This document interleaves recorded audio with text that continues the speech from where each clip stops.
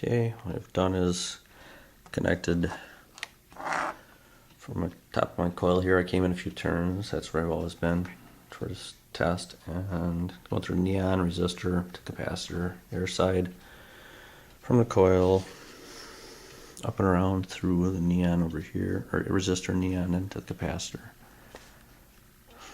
So when I turn that on, I just get I turn it real low voltage. You can see, I don't know if you can see it with the frame rate, but it's just pulsating. And then the higher I go up, they just come on lit solid, and it's on these with this setup. I'm getting just one terminal, which means I got DC. Can't see it in the picture because it's glowing too bright.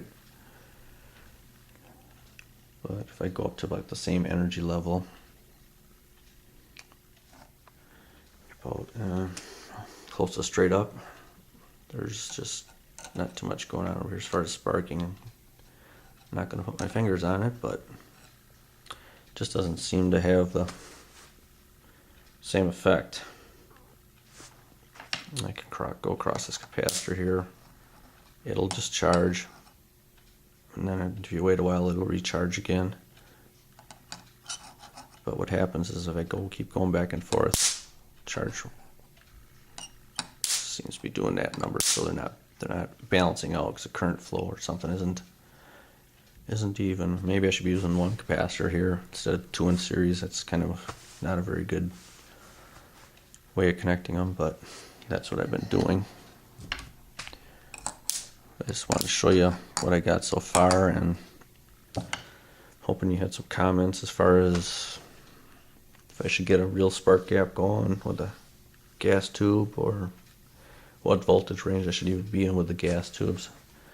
I didn't want to go to my Ventex supply yet, because that was quite a bit higher voltage, and the high-low switch, I'm not real familiar with how that works, if it's a current thing or voltage or what. It says it's rated 3600 volts,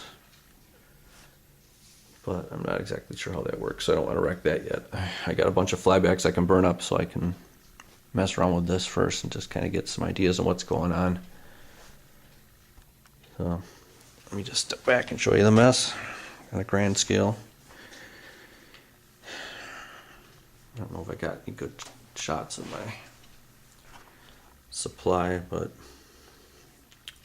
it's kind of a cluster right now because I don't need all this stuff. I'm just feeding 110 in using a computer power supply plug. I got an on-off switch. This is 12 volts, which is on all the time, which feeds the chip on here. So I always have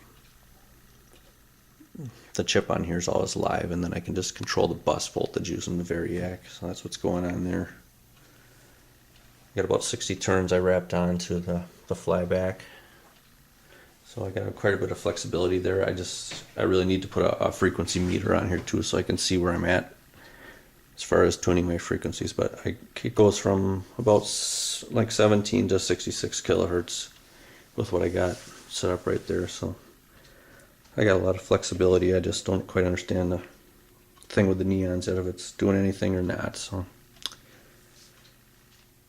I'll send this to you and let me know what you think.